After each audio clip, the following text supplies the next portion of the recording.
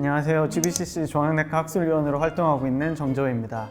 이번 GBCC에서 진행될 주요 세션을 말씀드리겠습니다.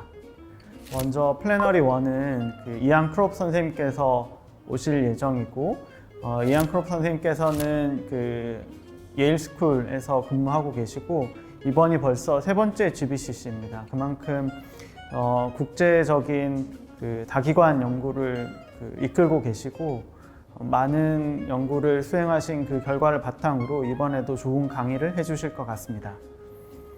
플래너리 렉처 2번은 점원 브레스트 그룹을 이끌고 계시는 시빌라이 로이블 선생님께서 오실 거고, 젊은 유방암 환자에서 퍼틸리티 이슈에 대해서 다루어 주실 예정입니다. 심포지움 2는 허투 로우에 대한 내용입니다. 기존에 호르몬 수용체 양성, 허투 양성, 3중 음성 유방암 구분에 더해서 새로운 서브타입으로 이 허투 로우를 보아야 될지, 아니면 특정 약제에 대한 반응을 하는 분으로 보아야 될지 아직도 의견이 분분한 상황인데, 이에 대한 현재까지 데이터를 들을 수 있는 소중한 세션이라고 개인적으로 생각합니다. 심포지움 3은 비욘드 CDK4/6 이니비터에 대한 내용입니다. 게임 체인저라고 할 수 있는 CDK4/6 이니비터들에 대한 데이터가 나온 지도 벌써 7년, 8년이나 되었고, 실제 진료실에서 이러한 약제를 사용한 지도 한국에서도 벌써 5년 이상 되었습니다. 그래서 이러한 약제 이후의 치료에 대한 내용으로 상당히 기대가 되는 세션입니다. 심포지움 9는 면역 항암제에 대한 내용이고, 주로는 3중 음성 유방암에서 면역 항암제가 사용되고 있고, 전이성 유방암뿐만이 아니라 조기 유방암에 대해서도 사용 중입니다. 한국에서도 작년 7월부터 허가가 되어서 조기 유방암에서도 면역 항암제를 사용하고 있습니다. 이제 그 환자들이 수술을 받고 나오는 시기입니다. 이에 대해서 조기 유방암, 그리고 전이성 유방암, 그리고 새로이 각광받고 있는 면역 항암제에 대한 내용도 다루어질 내용으로 이 역시 기대가 되는 세션입니다. 네, 앞에서도 잠시 말씀드렸지만 전이성 호르몬 수용체 양성 유방암에 대해서 현재 퍼스트 라인 표준 치료는 CDK4/6 억제제와 호르몬제 병합요법입니다. 기존의 항호르몬제 단독 치료가 사용되던 시기에는 질병이 진행되는 경우 다른 종류의 항호르몬제로 변경하여 치료하는 것이 일반적이었습니다.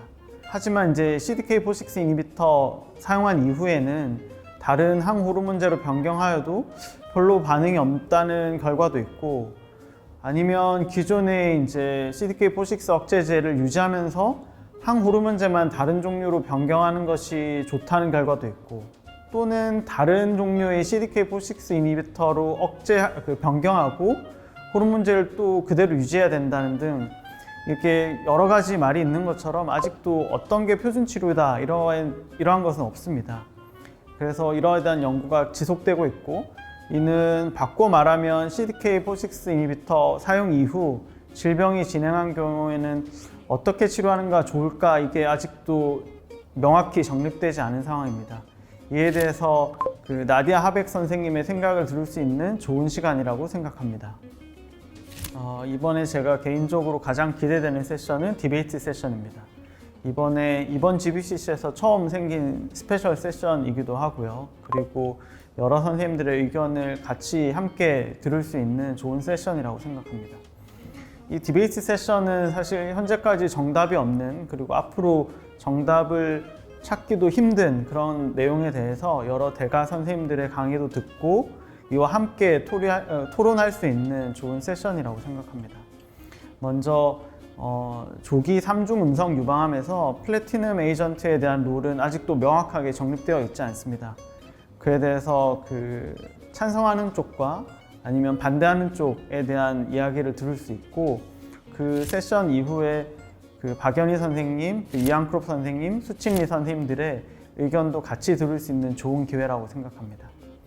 그리고 또 특히나 3중 음성 유방암이 아니라 호르몬 수용체 양성 유방암에서는 여러 가지 멀티진 어세이들이 진행되고 있는데요. 이게 사실 절대적인 것은 아닙니다. 그래서 이런 지노믹 리스크가 환자의 치료를 결정하는데 더 중요하다, 아니다, 클리니컬 그런 리스크 팩터, 전통적으로 생각해 왔던 그런 리스크 팩터들이 환자의 치료를 결정하는 데 더 중요하다라는 이런 디베이트가 있을 수 있을 것 같고, 또 저희 학술위원으로 또 이 진행하고 있는 유태경 선생님의 또 강의를 들을 수 있는 좋은 기회라고 생각을 합니다.